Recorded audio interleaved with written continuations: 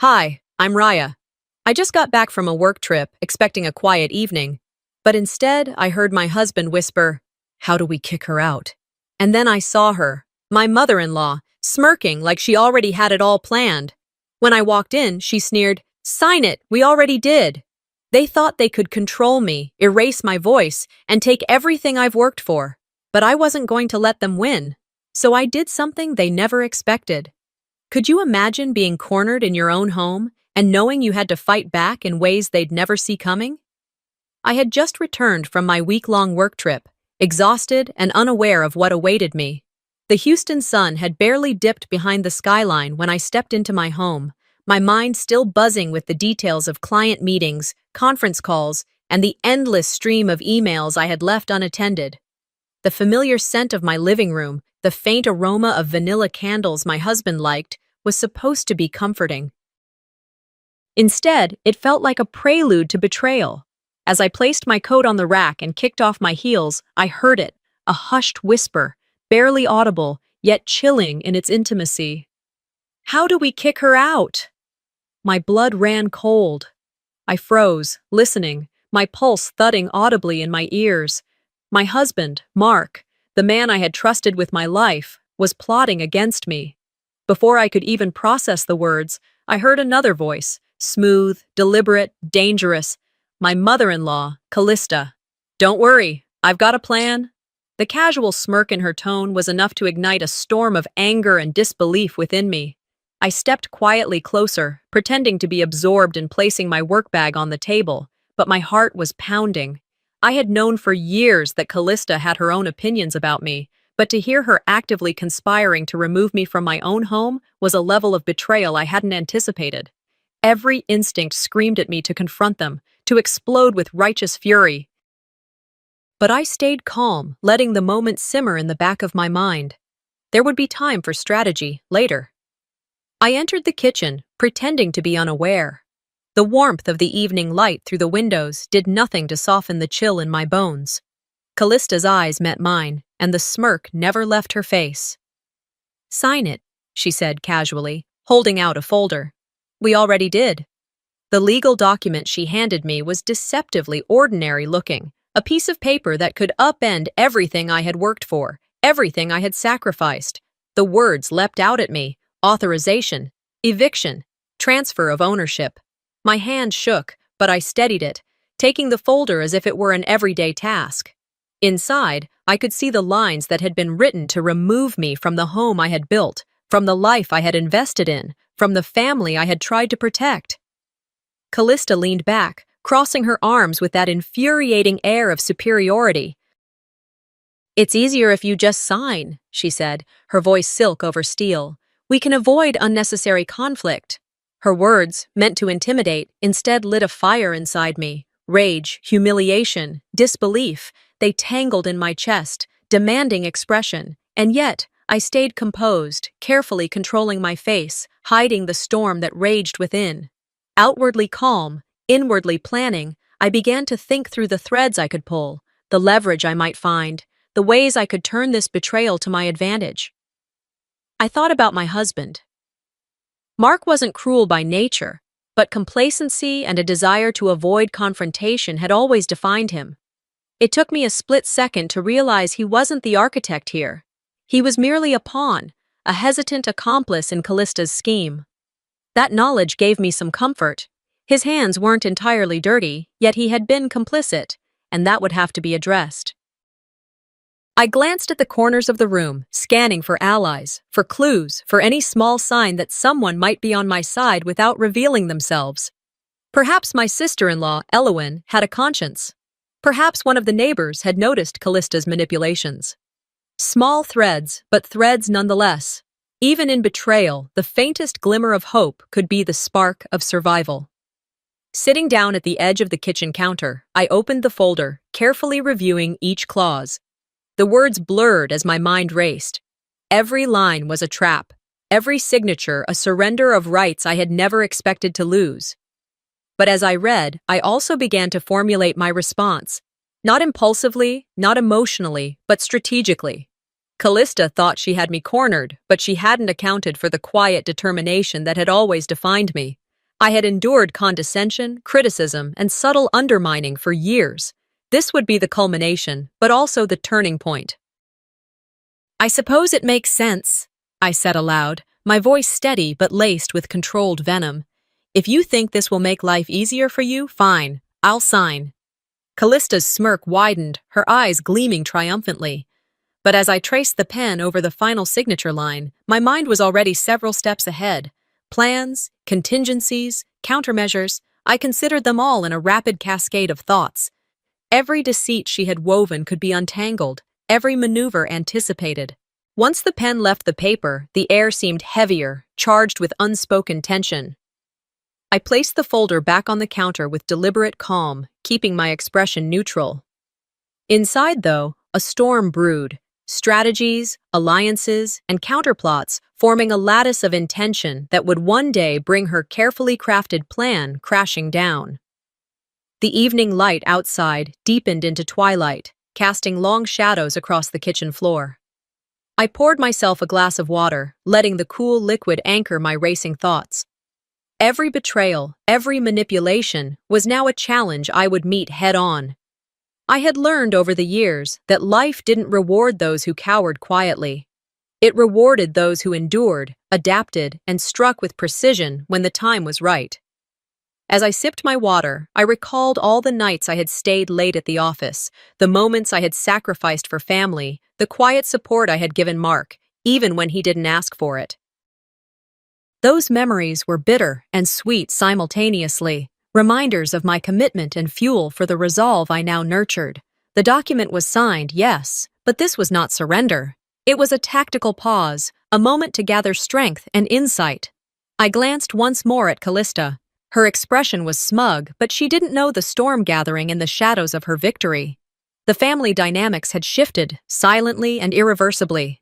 I would move carefully, invisibly, with purpose, leveraging every resource, every connection, every hint of weakness. I set the folder down and stepped to the window, looking out at the Houston skyline, the city lights beginning to twinkle against the darkening sky. The world felt vast and indifferent, yet within it, I would carve my path. Betrayal had been revealed, humiliation had been served. Now, strategy and patience would dictate the next chapter. I would rise not through anger alone, but through calculated action. As I sat alone in my bedroom, memories of past betrayals flooded my mind, each one sharpening my resolve. The evening light spilled through the curtains, casting long shadows across the walls, yet inside me, everything was illuminated with painful clarity. I thought about the times I had trusted family members blindly. Mark, my husband, who always seemed hesitant to confront conflict. Callista, whose subtle manipulations had simmered beneath polite smiles for years. Even distant relatives whose opinions had once seemed harmless, now revealed as tiny threads in a much larger web of deception. Every flashback intensified my simmering anger, though outwardly I remained composed. I had learned long ago that rage shouted loudly in private, but must whisper strategically in public. I reached for my phone and scrolled through messages, pausing on one from my sister-in-law, Elowen. Her words were brief, almost cryptic.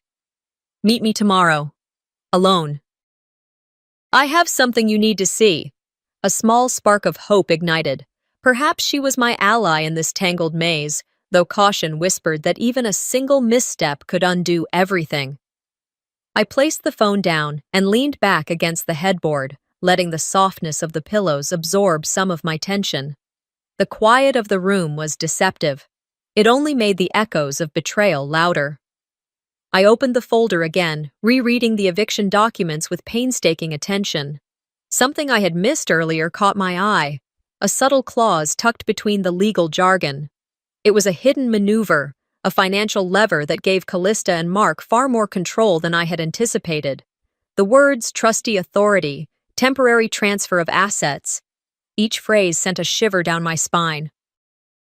The implications were serious. It wasn't just about being kicked out. This could compromise my financial independence, my professional credibility, and even my ability to maintain custody and influence over decisions in my own home. My stomach tightened with the realization. They had planned meticulously, using layers of legal and personal leverage to trap me. The room felt smaller, the air heavier. I closed my eyes, drawing a deep breath, and reminded myself that panic would accomplish nothing. I needed a strategy. Every step, every move from here on had to be precise. As I considered the possible responses, a quiet knock at the door startled me. It was Elowen, slipping into the room with cautious eyes. "I couldn't just sit back," she whispered, lowering her voice as if the walls themselves might betray her. "I've been watching, listening." "You need to know, they've gone deeper than you realize." She handed me a small envelope, thick with papers, and I felt the weight of unspoken trust. Opening it, I found records of past financial transfers, emails hinting at collusion, and notes pointing to Callista's network of influence. My heart pounded as understanding dawned. This was not just a family squabble, it was a carefully orchestrated campaign. We sat in silence for a moment, the hum of the air conditioner the only sound between us. "You have to be careful," Elowen cautioned. "One wrong move, and they'll know you're onto them. And if that happens—" Her voice trailed, but the implication was clear. I nodded, acknowledging the risk without showing fear. That was the first rule. Never reveal the depth of your awareness until it's time to act. Once she left, I began planning. Notes on a legal pad, secret calls, discreet emails. I mapped out the beginnings of a counter-strategy. Each detail had to be subtle, every gesture calculated. I thought about Mark, wondering if he could be swayed to my side or if his fear of confrontation would keep him pliant. And Callista, her confidence was dangerous, but she underestimated my patience. I would gather evidence, document every deception, and prepare for the moment when strategy could overtake sheer audacity. Later that evening, as I moved through the living room to make myself a cup of tea, I encountered Mark in the kitchen. His eyes flicked toward the signed document on the counter. "I know it's not exactly fair," he murmured, scratching the back of his neck. His voice held a tension I recognized, guilt mixed with apprehension. I met his gaze calmly. "Fair has nothing to do with it right now," I said softly, letting the words hang. "What matters is who acts wisely." He nodded, unsure, hesitant, leaving me with the sense that while he might be hesitant to confront, he was not entirely lost. I spent the next hour moving through the house, gathering small evidence, checking files, and noting inconsistencies in the plans laid out by Callista. Every drawer, every folder, every detail became a potential piece of the puzzle. The late afternoon sun deepened into early evening, casting golden streaks across the floorboards. I made a mental note of the times when Callista would be distracted, when Mark would be absent for meetings, when privacy would be absolute. Small windows of opportunity, but enough to begin a counterplay. As night settled over Houston, I felt a quiet satisfaction in preparation. My anger had been tempered by calculation, my shock transformed into purpose.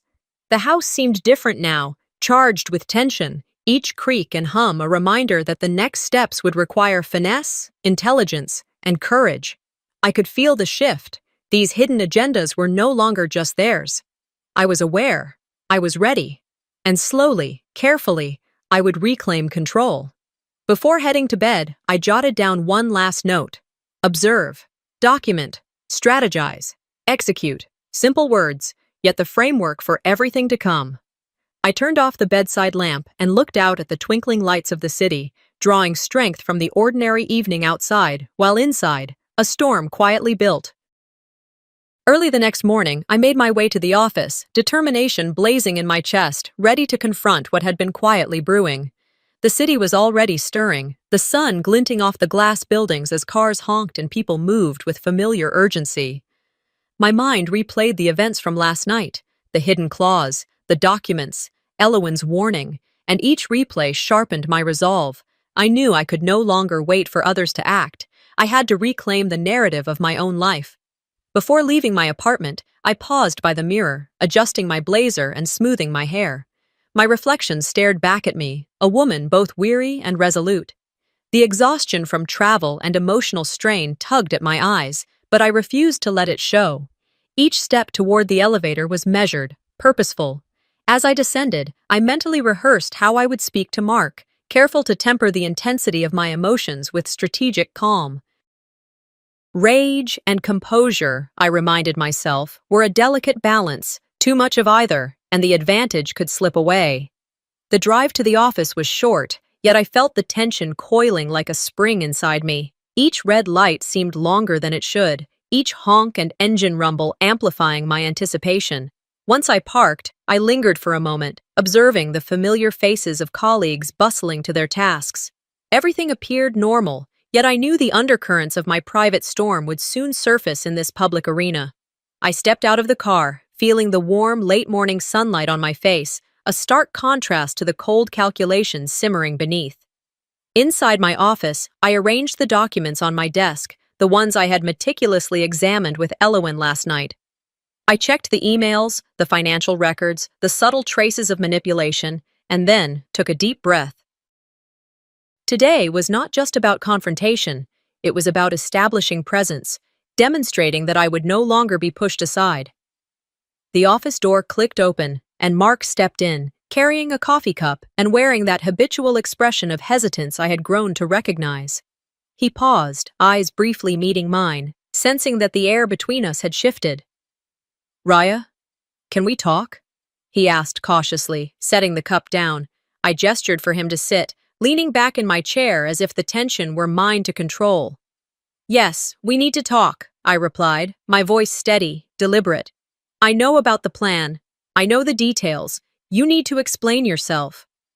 The words hit with precision, leaving little room for denial. I watched him falter, that brief flicker of guilt passing through his eyes. He had not anticipated that I would uncover so much before confronting him. Mark swallowed, adjusting his tie nervously. I didn't think you'd see it this way. I was trying to protect you from complications, he murmured, though his tone betrayed uncertainty rather than reassurance. Protect me? From what? I pressed, leaning forward slightly, my fingers resting on the folder that contained every document, every proof of intent. From yourself? Or from your mother? His hesitation told me more than words could. This was the first crack in his composure. The subtle power shift was beginning, and I intended to press it with tactful precision. Before he could answer, the sound of deliberate heels echoed down the hallway. Callista appeared, poised and unnervingly composed. She smiled, but there was a coldness behind it, the kind that suggested she had anticipated this confrontation. "Morning, Raya," she said, her voice smooth but sharp. "I see you've discovered a few things." She extended her hand toward the documents, her eyes narrowing with subtle menace. "Perhaps it's best we discuss this privately, somewhere less public." The threat was veiled, yet the implication was unmistakable. I recognized the maneuver. She wanted control of the narrative, to intimidate me into submission. I refused to let her. "No," I replied firmly, keeping my tone neutral, carefully measured. "We are discussing this here now. No behind-closed-doors theatrics." My words hung in the air, an assertion that I was not intimidated. Callista's eyes flickered for a brief moment, surprise mixed with irritation. She had underestimated my composure, my readiness to face the situation head-on. Mark shifted uncomfortably, caught between his mother and me, his loyalties stretched thin. I sensed the tension, the invisible lines drawn in the office space, each of us maneuvering within them. "Raya," he began, but I cut him off gently, a firm but calm hand raised. "Let's not waste words. I have read everything. I understand the financial implications, the legal leverage, and the attempts to control me. You need to hear this clearly. I will not be moved without a fight."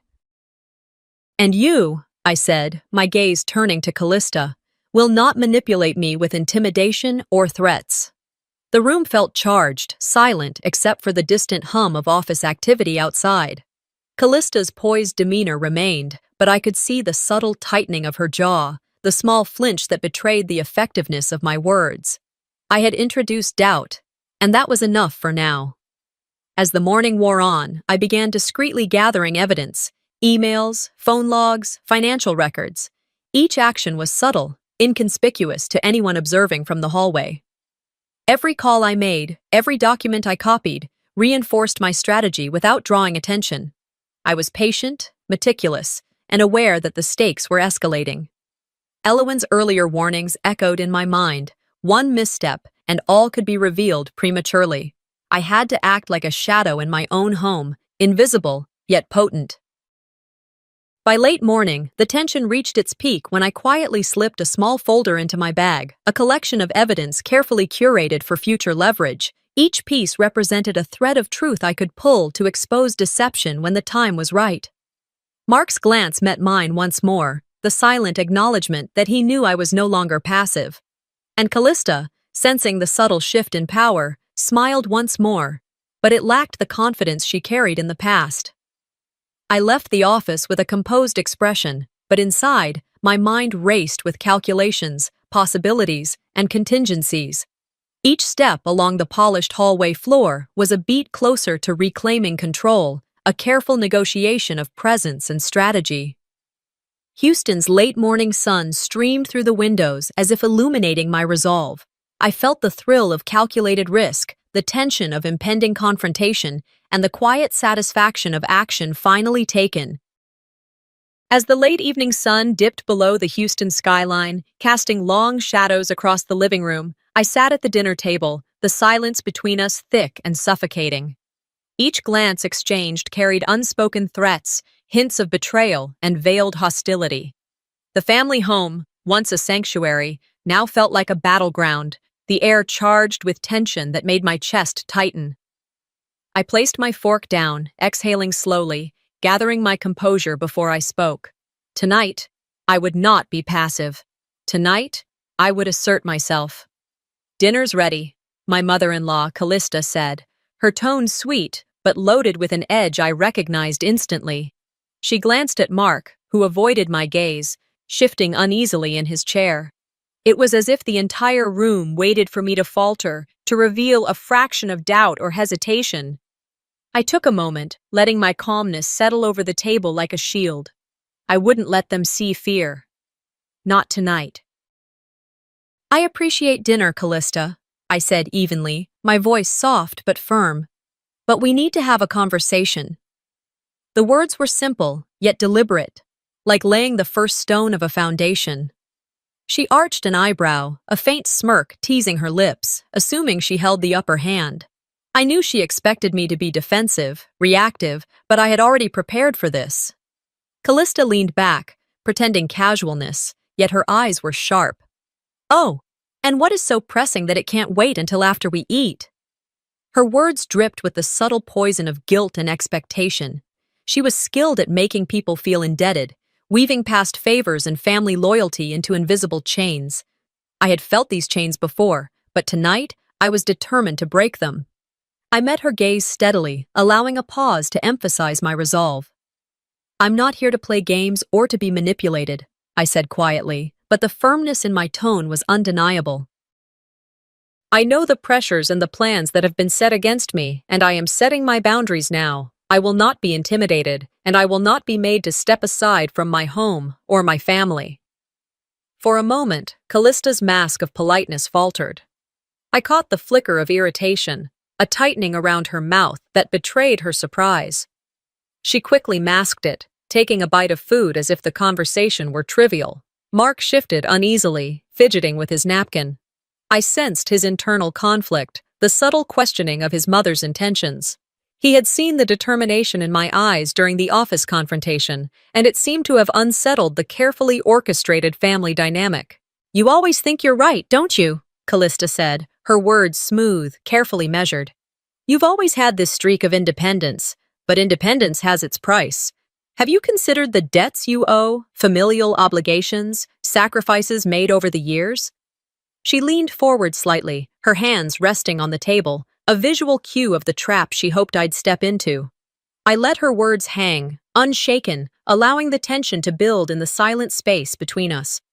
My mind was calculating, replaying the subtle cues I had noted earlier, measuring the risk of escalation.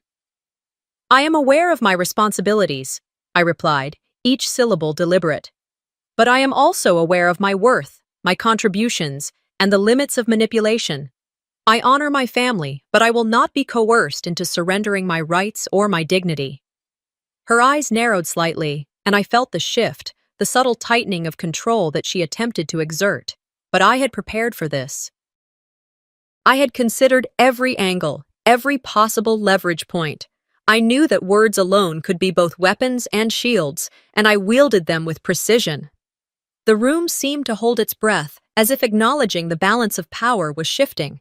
Mark finally spoke, his voice low, hesitant. "Raya, maybe we should talk about this later." There was a weight in his words, a crack in his usual placidity.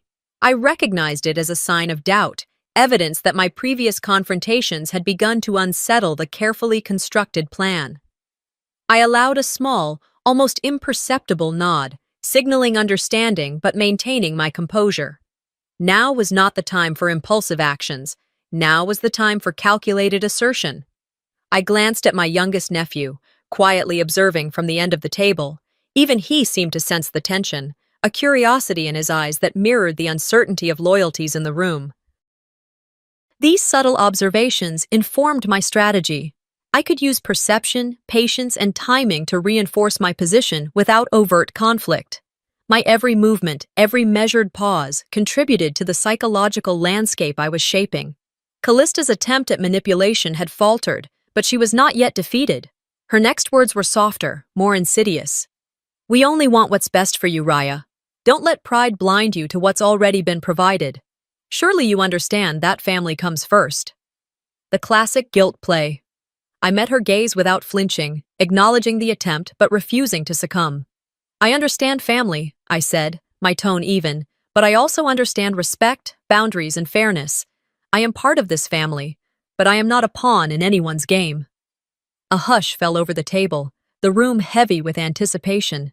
Even Mark's shifting had ceased, the gravity of my assertion settling in.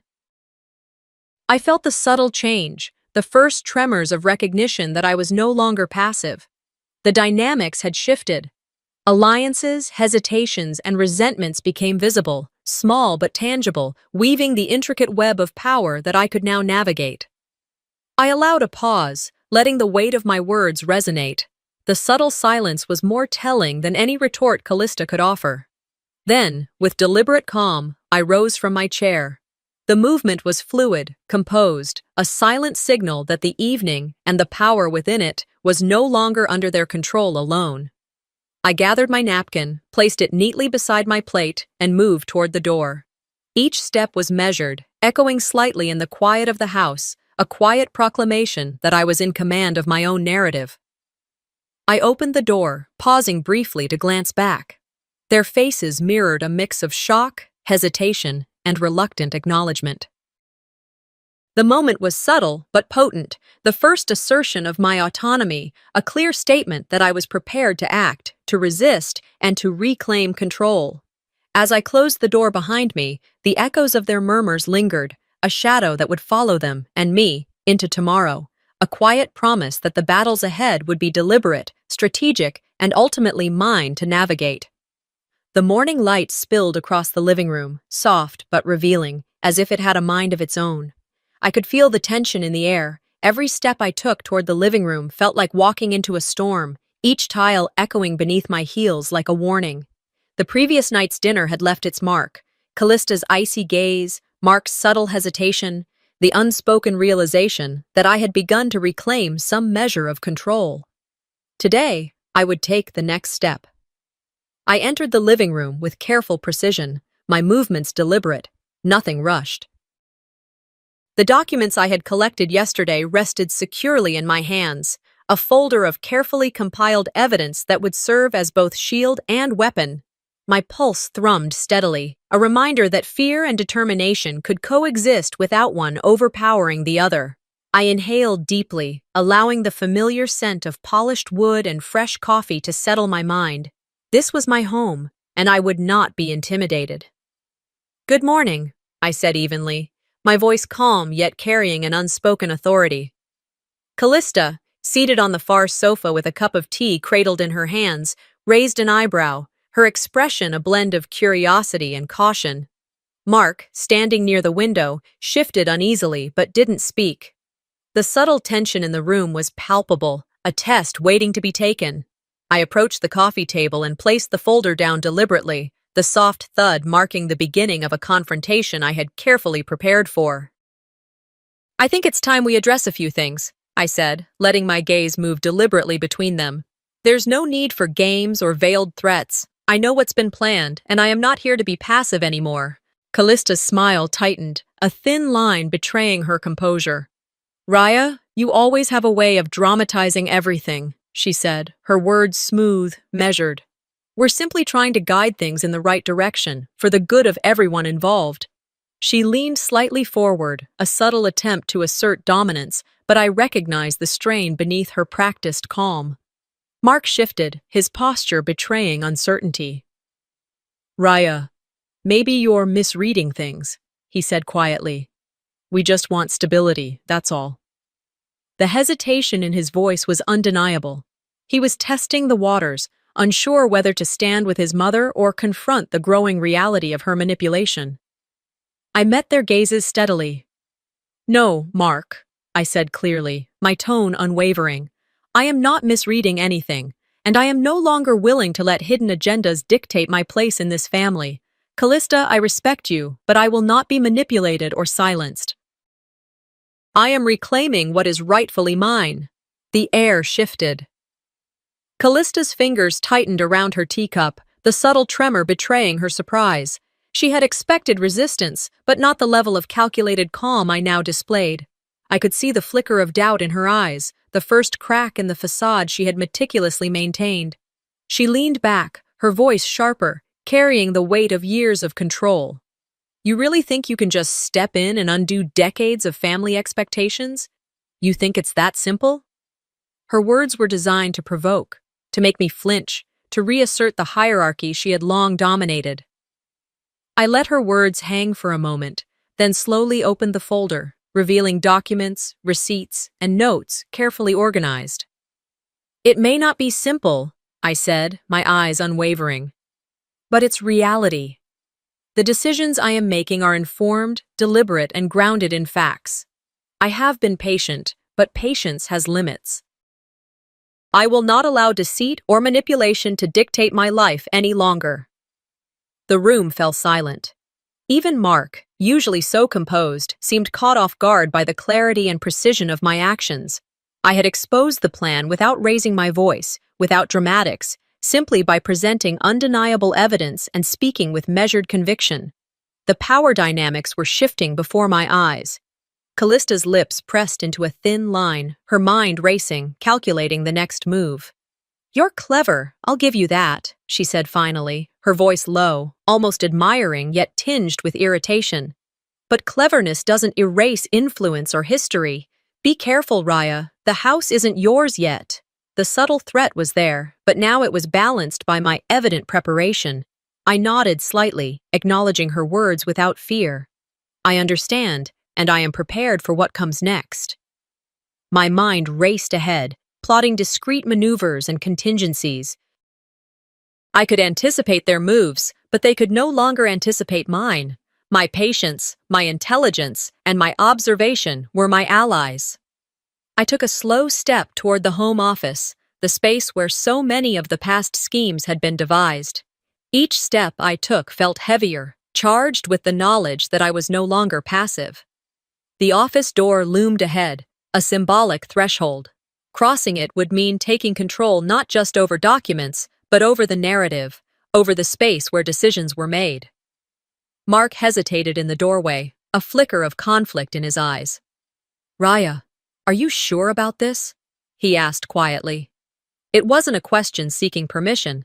It was recognition of the change in power, acknowledgement that I had become an active force in the household. I paused, looking back at them. Callista's gaze was sharp, calculating, but behind it was a subtle uncertainty. I smiled faintly, calm, assured. Yes, I said simply. I am sure. And from this point forward, I am in control of my choices, my space, and my family's respect. Everything else will follow. With that, I stepped into the office, closing the door gently behind me. The sound was final yet soft, a punctuation mark on the confrontation. From my vantage point, I could hear the soft shuffle of footsteps and murmured discussions beyond the door. They were plotting, undoubtedly, but now I had the upper hand. I had provoked with precision, and I had responded with strategy. The first strike had been made, and I was already planning the next. I leaned against the desk, the folder before me like a shield and blueprint simultaneously. Each document represented insight, foresight, and leverage. The room, the house, the dynamics, all were now under the scrutiny and guidance of my mind. The shift was subtle but irreversible. My heart still thrummed with adrenaline, but it was tempered by clarity, by the knowledge that I could act decisively without chaos. As I walked toward the front door, preparing to leave for a brief moment of clarity and reflection, I could hear the whispered plotting behind me. The voices were low, cautious, laden with the realization that the passive target they had assumed I was no longer existed. And in that moment, a plan was forming in my mind, a sequence of calculated steps that would ensure I retained not only control, but respect, authority, and peace within my home. By the time I stepped into the driveway, I knew that the next confrontation would decide everything. The Texas sun hung low, slanting long shadows across the pavement, and I could already sense the charged atmosphere waiting inside. The quiet murmurs from last night still echoed in my mind, a reminder that the family's subtle plotting had not ceased. Every glance I exchanged with Mark, every step I took toward the house, carried the weight of calculated purpose. I had to anticipate, react, and strike, all without betraying a trace of panic. As I opened the front door, the familiar creak of the hinges felt unusually sharp. I paused to take a deep breath, reminding myself that composure was my greatest weapon. The living room was empty, but the faint scent of Callista's floral perfume lingered, a subtle signal that she was already nearby, preparing her next move. I set my keys down quietly and moved toward the kitchen, noting how the sunlight caught on the edge of a broken vase, a remnant of yesterday's unspoken tensions. Even small details seemed orchestrated, as if the house itself were a witness to the undercurrents of betrayal and scheming. "Raya," Callista's voice called out from the far end of the kitchen, smooth but edged with steel. "I wasn't expecting you back so soon." She leaned against the counter, hands clasped lightly, her posture deliberate. Every detail in her stance was a signal, a provocation meant to unsettle me. She wanted to see me flinch, to manipulate me into stepping into a trap. "I thought it best to be here," I replied evenly, keeping my tone calm, unshakable. I let my eyes sweep across the room, noting the slight tremor in Mark's jaw as he stood silently beside the refrigerator. The tension between him and his mother was almost tangible, an invisible line of friction that mirrored the one I now occupied. Their plan to isolate me would only work if I allowed it, and I wasn't about to grant them that satisfaction. Callista's lips curved slightly, an almost imperceptible smirk. "You do have a way of keeping things interesting," she said. "But you must understand, control isn't just about documents or declarations. Sometimes it's about knowing when to yield." Her words were carefully chosen, a subtle attempt to guilt and intimidate, but I had anticipated this. Every word, every hesitation was part of a strategy I had already mapped in my mind. I stepped closer, placing my hand on the edge of the kitchen counter, grounding myself. "Control isn't about yielding to manipulation," I said softly but firmly. "It's about recognizing deceit and refusing to let it dictate your life. I am not here to negotiate fear or uncertainty. I am here to reclaim what is rightfully mine, and I won't back down." My gaze locked with hers, steady, unyielding. I could see the flicker of surprise in her eyes, the first sign that my calm assertion had unsettled her plans. From behind, I noticed Mark's hands clenching at his sides. He wanted to intervene, to mediate, but his uncertainty kept him frozen. The household had always depended on his tacit compliance, yet now he faced the reality that loyalty and deception were tangled, and the consequences of siding with his mother, or against me, would soon become evident. He shifted slightly, hesitating, unsure whether to step forward or retreat. Callista exhaled sharply, her composure faltering for a moment, revealing the first crack in her facade. "You really believe you can navigate all this without making mistakes?" she asked, her voice a mix of warning and challenge. She moved toward the dining table, deliberately brushing against scattered papers, symbols of past conflicts, seeming to gesture at the chaos she hoped would unnerve me. I allowed a small, strategic smile to form. "Mistakes aren't my concern," I replied, my voice steady. "What matters is clarity, preparation, and action. Every move I make is deliberate. I've anticipated your efforts to isolate me, to sway my decisions, and to trap me into signing away control, but you underestimated my awareness and my resolve." I reached into my pocket and retrieved a small recorder, holding it casually on the countertop. The subtle click of its activation was a statement. I had proof, I had witnesses, and I had leverage. Her eyes widened slightly, a fleeting sign of alarm. She had assumed that fear or manipulation would keep me compliant, but the recorder and the careful documentation it represented flipped the dynamic. Mark's gaze flickered between us, a mixture of surprise and guilt forming. Even his own uncertainty became a testament to the shifting balance in the room. You've been planning this," Callista whispered, almost incredulously. Her tone carried both astonishment and frustration. She had underestimated not only my intelligence, but my ability to act decisively, to convert their scheming into an advantage. The house felt smaller, the air heavier, charged with the potential for confrontation. I could feel my pulse quicken, yet my voice remained calm, my mind focused. I stepped back, allowing my presence to fill the room. "Yes, I have," I admitted. "And I will continue to do so. Every attempt to undermine me will be met with observation, strategy, and response. This is no longer a silent battle. From now on, everything will be transparent, and nothing will catch me off guard." My words were measured, yet they carried the weight of authority. Every member of the family could sense the shift, the realization that I was no longer a passive participant, but an active force in our household. Voices stirred in the background, siblings entering the room, cousins lingering near doorways. Their subtle reactions, whispers of doubt, and side glances created micro-alliances, revealing loyalties and resentments that had long simmered beneath the surface. Mark's hesitation grew, torn between filial duty and emerging awareness of my resolve. Callista's composed mask had slipped, if only slightly, but I knew she was already calculating the next stage of her response. I moved toward the sliding glass doors leading to the backyard, the late afternoon sun casting warm golden streaks across the floor. I paused, feeling the gravity of this moment. Every step I had taken, every word I had spoken, had escalated the tension to a boiling point. The confrontation had reached a stage where control was no longer symbolic. It was actionable, measurable, and within my grasp.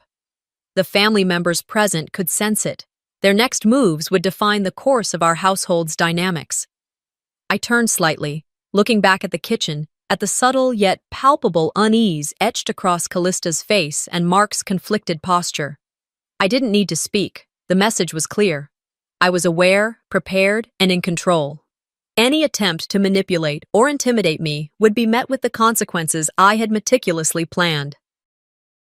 The sun's fading light mirrored the closing of one chapter and the anticipation of the next, signaling that the time for measured patience was ending and the stage was set for decisive action. As the final rays of sunlight slanted across the backyard, I inhaled deeply, feeling the surge of determination that had been building within me. This was the moment where strategy, courage, and resolve converged. The household had been shaken, alliances were forming, and the path ahead was fraught with challenges. But I was ready. Every glance, every movement, every whispered word had brought me to this threshold, and I would not step back. The moment had come. I couldn't let another day pass without confronting the lies and schemes that had poisoned my family. The house felt heavier tonight, as if the walls themselves remembered every whispered plan, every deceitful glance from the past weeks. Walking through the living room, I noted the scattered legal documents from earlier attempts at manipulation, reminders of the tension that had been building like a storm cloud over our household. The dimmed lights cast shadows across the furniture, giving everything a somber, charged feel, and I could hear the faint creak of the floorboards as Mark moved nervously behind me. I paused at the threshold of the home office, glancing over the papers that I had carefully organized earlier in the day. Every document, every record, every carefully collected piece of evidence was more than just ink on paper. It was a shield, a weapon, and a key to restoring both dignity and balance. I had prepared meticulously, knowing that my mother-in-law and husband would attempt one last gambit to intimidate me. I could feel the weight of expectation in the silence, the unseen eyes of the family waiting for this confrontation to reach its peak. Callista stepped into the doorway, her posture flawless, her expression composed yet calculating. "Raya," she said, her voice almost sweet, almost innocuous. "I was hoping we could resolve things quietly tonight. There's no need for further embarrassment." But her eyes betrayed her, sharp, alert, and wary. I recognized the subtle tremor of uncertainty. She knew she had underestimated me. "Embarrassment?" I echoed, keeping my voice steady. "The only embarrassment here has been the deception and manipulation that has taken root in this household. Tonight, we clear the air, and nothing will be left hidden." I spread the carefully curated documents across the desk, letting the rustle of paper punctuate my words.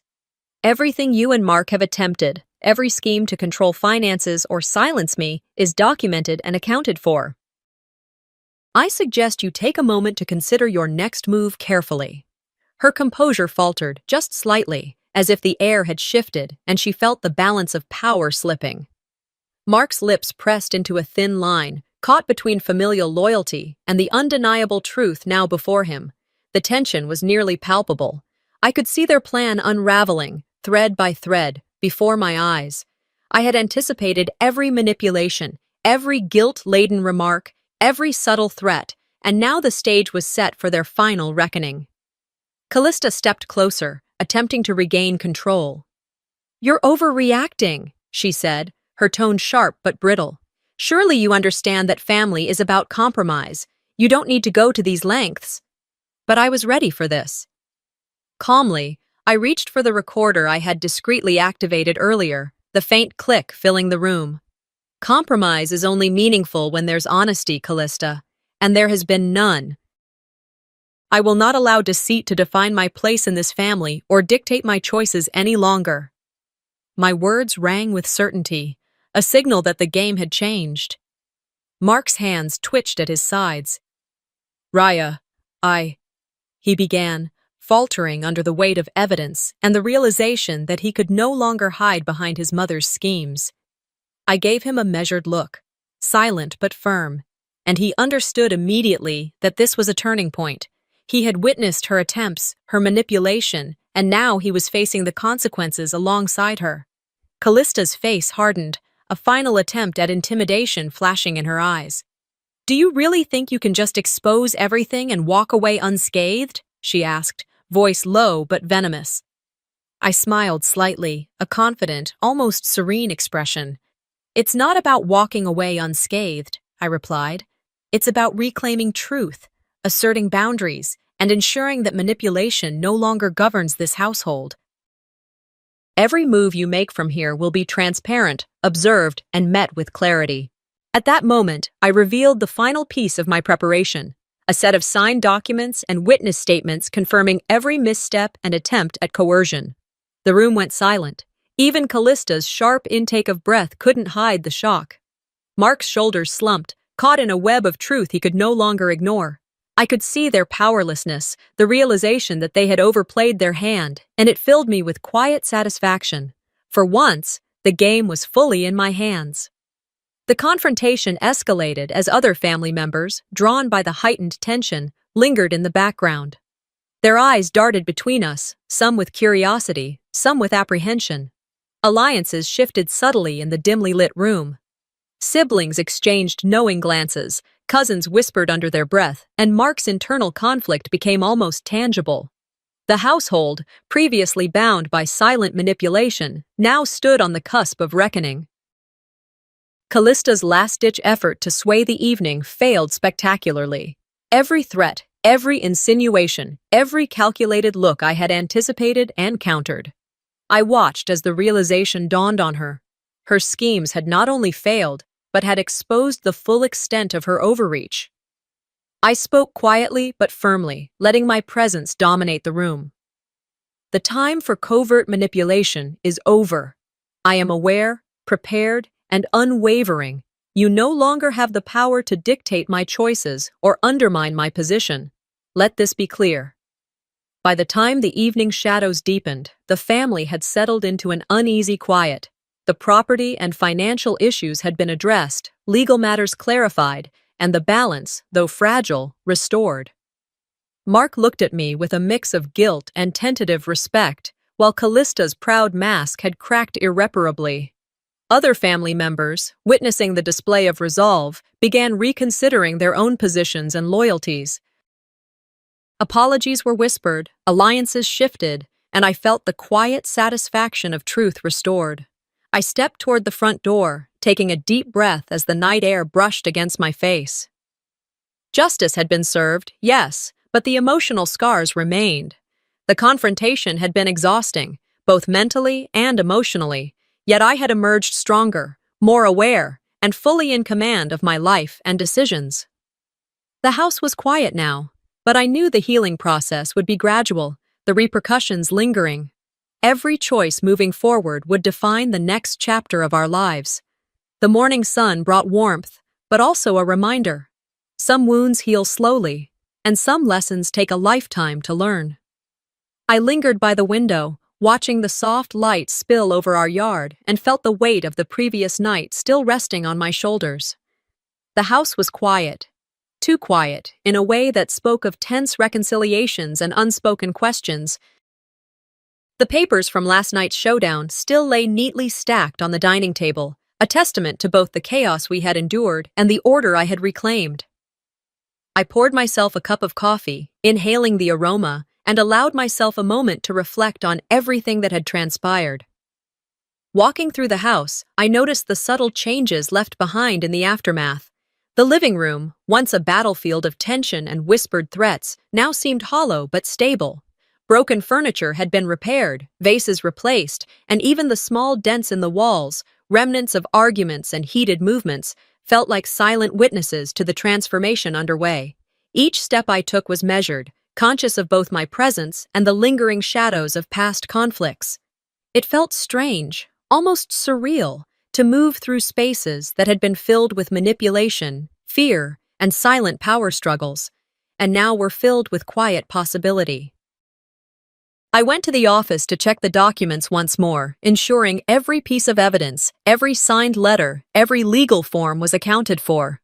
My mind traced each conversation, each calculated step, and I felt a sense of quiet triumph. Callista, my mother-in-law, would face social and, if necessary, legal consequences for her manipulative actions. Mark, my husband, had begun the slow journey of acknowledging his complicity and attempting to make amends. The path ahead was far from smooth, but the clarity brought by truth had already begun to reshape the family dynamics. By mid-morning, I received a few cautious messages from close relatives. My sister-in-law reached out first, her tone tentative but sincere. "Raya, I see now what has been happening. I'm sorry I didn't realize sooner," she admitted. I replied carefully, choosing words that balanced honesty with compassion. "It's been difficult, but it's a chance for all of us to reset." Healing takes time. Other family members followed suit, each conversation a delicate dance of acknowledgement, explanation, and tentative reconciliation. It was encouraging to see small bridges being built where previously there were only walls. As the afternoon progressed, I moved to organizing the household and my own schedule, deliberately creating a sense of order to counterbalance the months of chaos. Every decision I made reinforced boundaries that had been ignored for too long. Financial matters were reviewed, and certain responsibilities reassigned, giving me both control and reassurance that the family's future would not be dictated by manipulation. I felt an emerging sense of independence, a deep understanding that personal strength was built through patience, preparation, and the courage to act decisively when necessary. Mark eventually joined me in the living room, hesitant at first, but with a visible desire to bridge the gap. "Raya, I know I made mistakes," he said quietly. "I want to make this right, if you'll let me." I studied him, noticing both the guilt and the sincerity in his eyes. "Acknowledging it is the first step," I replied. "Rebuilding trust will take effort from both of us." I am willing to move forward, but it has to be honest and consistent. His nod was tentative but promising, a subtle acknowledgement of the long road of personal redemption he had to travel. Evening approached, and I decided to host a small family gathering, a chance to gently normalize interactions while maintaining control of the environment. We shared a simple meal on the patio, the setting sun casting warm hues across the yard, softening tensions. Conversations were careful, respectful, and for the first time in weeks, I felt a sense of calm observation rather than defensive readiness. Some relatives remained reserved, unwilling to fully engage, while others cautiously opened up. The balance was delicate but hopeful. Throughout the day, I reflected on my own growth. I realized that the battles fought in legal offices, living rooms, and between whispered confrontations had fortified my understanding of boundaries, trust, and personal strength. I no longer relied solely on reaction. I could anticipate, plan, and act with clarity. I had reclaimed the agency that had been undermined, and the lessons learned were now part of the foundation on which I would build the next chapter of my life. Even the lingering emotional threads, the subtle pangs of anger or betrayal, served as reminders of resilience, not weakness. A gentle breeze stirred as dusk settled over the Texas skyline, and I found myself sitting quietly in the backyard, the scent of evening flowers mingling with the faint hum of cicadas. I thought of the opportunities now available, the independence I had carved, and the relationships cautiously mending. There was hope, anchored in realism, and a quiet acknowledgement that some healing would always be gradual. I allowed myself a moment to plan the next steps, career projects long postponed, social engagements that nourished my spirit, and personal commitments that affirmed my autonomy. By the time darkness fell, I stood on the porch, surveying the calm home and the subtle glimmers of restored family balance. Justice had been achieved, yes, but the true triumph was the reclamation of self, dignity, and foresight. I had faced deception, manipulation, and betrayal, and emerged stronger, wiser, and ready to embrace what life would bring next. The journey was ongoing, but for the first time in a long while, the path forward felt deliberate, steady, and full of possibility. Before we wrap up, remember, this story isn't just about betrayal or revenge, it's about knowing your worth, setting boundaries, and standing up for yourself even when those closest to you try to undermine you. Have you ever faced a situation where you had to reclaim control of your life? Share your thoughts in the comments below. Don't forget to subscribe to the channel to follow more real-life stories of resilience, courage, and empowerment.